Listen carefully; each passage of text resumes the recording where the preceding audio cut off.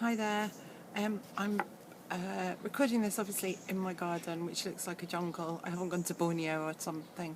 It's just I haven't pruned it for a long time. So excuse all the foliage, and also it's quite noisy. Every time I've started this, a plane's gone over, so I'm just like, fine, could go with it. Okay, so today, first up, actually, I will talk about the Orly BB cream for nails, which seems like stretching the BB point, I have to say. But I've sort of taken the decision to put my nails into proper rehab, and they're so dry, they're so flaky, I just can't keep them going anymore. So I'm going to have to swear off nail polish for a while, I think, just to give them a chance to recover, and the summer seems to be the best time to do that. But weirdly, I feel like a little bit naked without nail polish, and I just feel embarrassed about how my nails look, like they're yellow and just not nice to look at because inevitably, despite using base coat for always, they've yellowed using polish. However, the BB cream for nails contains hyaluronic acid, sodium hyaluronate. You can tell I haven't practiced. Glass microspheres, ascorbic acid, which is vitamin C, and titanium dioxide. Now, I don't know if this is going to work actually in the sense of a BB cream as we know it, but it's certainly a treatment cream, a treatment polish, but I take exception to calling it a primer because you're then not supposed to put anything on top of it. So what exactly is it priming? I don't know. I just don't really feel that that's... sorry, dropped it back in a second. I don't really feel that's a good description of it. However, what it does say is that it brightens and hydrates, and that's certainly what my nails need. And more than anything, it does give like a really nice sort of sheen to the nail. It's not a... I don't really want to even show you my nails, but I will. Okay. There you go. Is that near enough? But it's just gives them... it's not that glassy polish that you get with a high gloss or anything.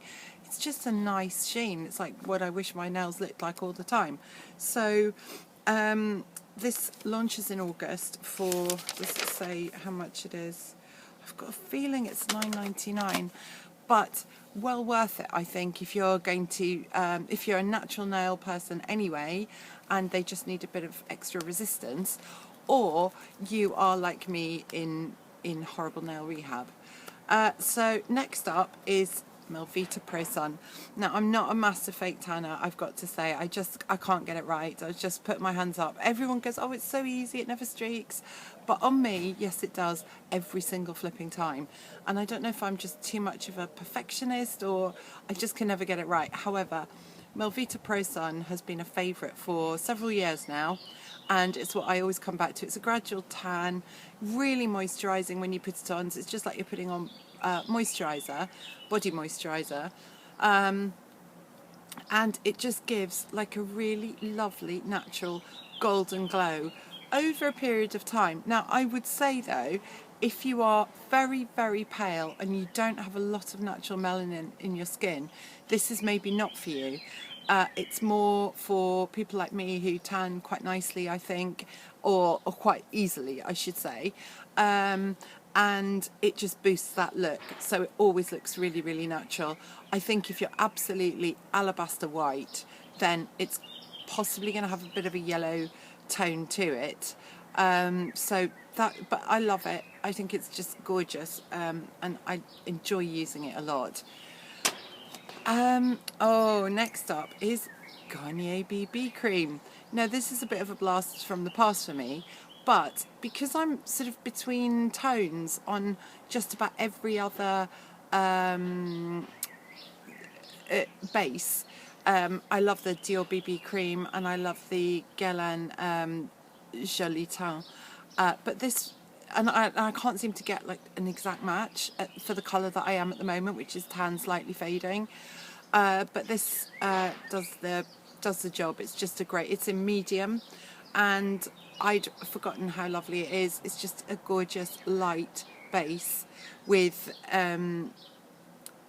nice and hydrating, little bit of colour, because I don't need a lot of colour, little bit of good, how would you say, well, it's not that good at, it won't cover blemishes really, even though BB Blemish Balm, because it just doesn't have enough pigment in it, but it's nice, light, and gives your skin more of a sort of uniform look, I would say.